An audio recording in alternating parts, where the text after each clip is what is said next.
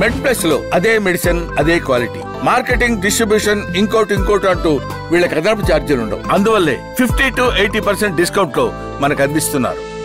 ఇప్పుడు మహిళలు ఎదుర్కొంటున్న సమస్యలు ఎనీమియా చూస్తే ఆల్మోస్ట్ ఒక 50% పైగా మహిళలకు ఎనీమియా ఉన్నట్టు తెలుస్తుంది. అదే రకంగా ఇది ఎన్నోసార్లు మీరన్న మెటర్నెట్ మృతికి కూడా కారణమవుతుంది కదా. సో అంటే ఈ స్థాయిలో ఎనీమియా పెరగడం గల కారణం ఏంటి? ఆహారం విషయంలో కావచ్చు, జీవనశైలి విషయంలో కావచ్చు, మనం ఎలాంటి మార్పులు తీసుకోవాలి? ముఖ్యంగా అంటే టైట్నెస్ వచ్చింది అని చెప్పేసి దాని ప్రారంభ సంకేతాలను కొంతమంది ఇగ్నోర్ చేస్తూ ఉంటారు కదా. సో ఏ సైన్స్ని మనం చాలా సీరియస్గా తీసుకోవాలి?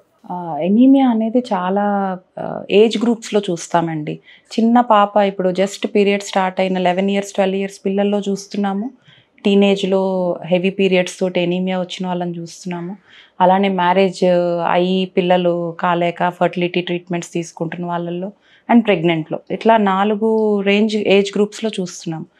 మెయిన్గా మనం యంగ్ ఏజ్ నుంచే అంటే టీనేజ్కి ముందు నుంచే వాళ్ళకి కరెక్ట్గా ఆహారం తీసుకునే పద్ధతులు అవి ఎక్స్ప్లెయిన్ చేయాలి. అంటే మా దగ్గరికి మళ్ళాగూ మదర్స్ వస్తుంటారు వాళ్ళ ప్రాబ్లమ్స్ తోటి, అప్పుడు వాళ్ళతోటే వీళ్ళ పిల్లల న్యూట్రిషన్ గురించి డిస్కస్ చేయడం. అండ్ టీనేజ్లో హెల్త్ హ్యాబిట్స్ ఇప్పుడు మీ అందరికీ తెలిసిందే, ఫాస్ట్ లైఫ్ అయిపోయింది. మనం తినేవన్నీ ఎక్కువ ఈ మైదా products, fast foods, processed, frozen తింటున్నందువల్ల వాటిలో పోషకాహారాలు ఏమి ఉండట్లేదు. ఐరన్, ఫోలిక్ యాసిడ్, కాల్షియం ఇవన్నీ తక్కువే ఉంటాయి. కానీ అవి తిన్నందువల్ల వీళ్ళకి టేస్ట్ బాగుంటుంది కాబట్టి చాలామంది దాన్నే డిపెండ్ అవుతున్నారు. సో ఓవర్ ఇయర్స్ అంటే ఇప్పుడు 12-13 years నుంచి 20 years వరకు ఆ న్యూట్రిషన్ డెఫిషియన్సీ ఏదైతే ఉంటుందో అది రేపు మ్యారేజ్ అయ్యి పిల్లలు టైంకి బయటపడుతున్నాయి అన్నీ. సో చాలా ఎర్లీగా డిటెక్ట్ చేయడం అంటే నీరసం అనేది ఒకటి ఉంటుంది, ఇంట్రెస్ట్ లేకపోవడం పనులు చేయడంలో, వీక్గా ఉండడము, మెట్లు ఏమన్నా ఎక్కితే ఆయాసం రావడము, ఈ మట్టి పైకా అంటారు, మట్టి, ఉప్పు, చాక్ పీసులు అవి తినాలనిపించడము, ఇలాంటి సిమ్టమ్స్ ఉన్నప్పుడు అవి నెగ్లెక్ట్ చేయకుండా ఒకసారి బ్లడ్ ప్రొఫైల్ అంటాము, ఐరన్ లెవెల్ ఎంత ఉంది అన్నీ చేయించుకుంటే ఎర్లీగా జస్ట్ డైట్ తోటి కూడా మేనేజ్ చేసుకోవచ్చు. ఎర్లీగా డిటెక్ట్ అయితే, కొంచెం లేట్ అయితే ఐరన్ ట్యాబ్లెట్లు, సిరప్లు అవి ఇస్తాము. బట్ ప్రెగ్నెంట్కి ముందే ఇవన్నీ చూసుకున్నందువల్ల మనకి healthy pregnancy, healthy baby chances కూడా పెరుగుతాయి. అందుకే మనం మాట్లాడేటప్పుడు ఓన్లీ ప్రెగ్నెంట్ వాళ్ళతోటే కాకుండా ఇంకేదన్నా కంప్లైంట్స్ తోటి లైక్ వ్యాక్సినేషన్కి వస్తారు పీడియాట్రిషియన్స్ దగ్గరికి, అలా వచ్చినప్పుడు గర్ల్ చైల్డ్కి ఎనీమియా ఇవన్నీ ఆలోచించి ట్రీట్ చేస్తే మనకి వాళ్ళు ప్రెగ్నెంట్లో ప్రాబ్లమ్స్ తగ్గించుకోవచ్చు. ఓకే. సో డాక్టర్ గారు, అంటే మీరు ఉస్మానియాలో MBBS తర్వాత లండన్ వెళ్ళారు కదా. సో మీ విభాగానికి సంబంధించి ఫెలోషిప్ చేయడానికి అక్కడ అంటే మీకు లండన్లో మీరు చేసిన ఫెలోషిప్ ఏంటి? సో మీ వృత్తి నైపుణ్యాన్ని పెంచడానికి ఆ కోర్సు, ఆ ట్రైనింగు ఏ రకంగా ఉపయోగపడ్డది? అదే రకంగా అక్కడ ఉన్న విధానాలు అంటే గర్భిణి చూసే విధానాలు ఏంటి, ఇక్కడ విధానాలు ఏంటి, ఎటువంటి అత్యుత్తమ విధానాలని మనం అవలంబిస్తే ఇంకా మనం కేర్ను పెంచే అవకాశం ఉంది? చాలా వరకు ఇప్పుడు US, UKలో అడ్వాన్స్డ్ ఫీటల్ మానిటరింగ్ అంటే బేబీ హార్ట్ బీట్ని మానిటర్ చేసే ఇన్ఫ్రాస్ట్రక్చర్ అవి మన దగ్గర కూడా వచ్చేస్తున్నాయండి. కాకపోతే ఈ MRCOG అనేది చేసినప్పుడు ఏంటంటే పేషెంట్ని ఒక పేషెంట్ లాగా కాకుండా హోల్గా చూడడం, అంటే వాళ్ళ బ్యాక్గ్రౌండ్ హిస్టరీ, వాళ్ళ పాస్ట్ హిస్టరీ, ప్రజెంట్ హిస్టరీ అవన్నీ ఎలా సమకూర్చుకొని ఆమెకి ట్రీట్మెంట్ ఇవ్వాలి అనేది మాకు బాగా అర్థమవుతుంది.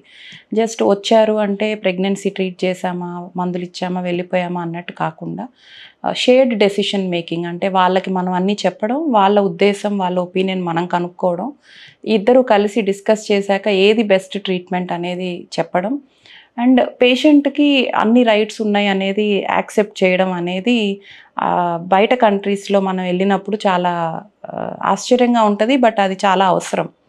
ఇప్పుడు భారతదేశంలో కూడా చాలా మటుకు పేషెంట్స్ అందరూ గూగుల్, యూట్యూబ్ వీటి ద్వారా ఇన్ఫర్మేషన్ తెలుసుకుంటున్నారు. కానీ రైట్ ఇన్ఫర్మేషన్ ఎంతవరకు మనకు అవసరము, ఏది మనకి సూట్ అవుతుంది అనేది మాత్రం ఇంకా కొంచెము నాలెడ్జ్ రావాలన్నమాట. ఇవన్నీ ఈ డిగ్రీలు, ఈ కోర్సులు చేసినప్పుడు ఏంటంటే మనకి ఇంకా ఎలా బెటర్గా పేషెంట్ని ట్రీట్ చేయొచ్చు, ప్రాబ్లం కాకముందే ఎలా ప్రివెంట్ చేయొచ్చు, వాళ్ళకి ఎలా తెలియజేయొచ్చు, వాళ్ళకి అర్థమయ్యే భాషలో, వాళ్ళకి అర్థమయ్యే విధానంలో అలా చెప్పినప్పుడు వాళ్ళు కూడా ఓకే ఇది రీజన్ కదా అని వినడం జరుగుతుంది. మనం ఎప్పుడైతే ఇదే ట్రీట్మెంట్ తీసుకోండి అంటే ఇప్పుడు అట్లీస్ట్ ఈ రోజుల్లో అయితే చాలా కష్టం ఉంది. మనం వాళ్ళకి ఎక్స్ప్లెయిన్ చేయాలి, కౌన్సిలింగ్ చేయాలి, చాలా టైం తీసుకోవాలి. Anaemia, bleeding problems, BP, sugar ఇలాంటి ప్రాబ్లమ్స్లో అయితే జస్ట్ మనము మీకు బీపీ ఉంది, బీపీ మందులు వేసుకోండి అంటే చాలామంది వినకపోవచ్చు. సో ఇలాంటి ట్రైనింగ్ కోర్సులో ఏంటంటే వాళ్ళకి ఎలా చెప్తే అర్థమవుతుంది అనేది మనకి తెలుస్తుంది అనమాట. ఆ విధంగా చెప్పినందువల్ల వాళ్ళు అర్థం చేసుకొని ట్రీట్మెంట్ ఎర్లీగా స్టార్ట్ చేస్తాం కాబట్టి ప్రెగ్నెన్సీ చాలా స్మూత్గా వెళ్ళిపోతుంది కాంప్లికేషన్స్ లేకుండా. అడ్వాన్స్డ్ ఫెసిలిటీస్ అంటే almost foetal heart rate monitoring machinery బాగుంది అక్కడ, ఎర్లీగా డిటెక్ట్ చేయడానికి వీలవుతుంది.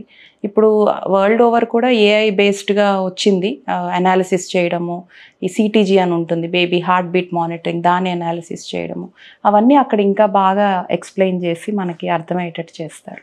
సో దట్ ఆ డాక్టర్ ఆ పేషెంట్కి ఇంకా బెటర్ ట్రీట్మెంట్ ఇవ్వడానికి అవకాశం ఉంటుంది. అంటే ఇంకా మీరు ఇంకేమైనా ప్రొసీజర్స్ చూసారా మేడం? అంటే గర్భిణీలు 9 నెలల కాలంలో వాళ్ళ విధానాలు కానీ, అదే రకంగా వైద్య విధానాలు కానీ, సో అంటే లండన్లో ఎలా ఉన్నాయి, భారత్లో ఎలా ఉన్నాయి, ఇంకేమైనా మనం మార్పులు చేసుకుంటే మన స్థాయిని పెంచే అవకాశం ఉందని భావిస్తున్నారు? ఖచ్చితంగా ఇప్పుడు పెద్ద హాస్పిటల్స్ అన్నిట్లో ఆ ఫెసిలిటీస్ వచ్చాయండి. వాళ్ళ దగ్గర ఇంకా కొన్ని ప్రొసీజర్స్ ఎక్స్ట్రా చేస్తారు, అంటే పేషెంట్ కన్సెంట్ తోటే చేస్తారు. లైక్ ఫీటల్ బ్లడ్ శాంప్లింగ్ అనేది రొటీన్గా చేస్తారు. డెలివరీ అవుతున్న టైంలో బేబీ తల దగ్గర చిన్న బ్లడ్ శాంపిల్ తీసి ఇంకా మనం వెయిట్ చేయొచ్చా నార్మల్కి లేదా అనేది, అలాంటి ప్రొసీజర్స్ మన దగ్గర అవైలబుల్ ఉన్నాయి. కొన్ని చోట్ల అందరి దగ్గర అవైలబుల్ లేవు. అలాంటివి చేయడానికి మన పాపులేషన్కి కూడా ఎక్స్ప్లెయిన్ చేయడం, అండర్స్టాండ్ చేసుకోవడం జరగాలి. అవి కూడా ఇంకా ఎక్కువ కనుక చేయగలిగితే మనం నార్మల్ డెలివరీ ఛాన్సెస్ ఇంకా పెంచే అవకాశం చాలా ఉంది.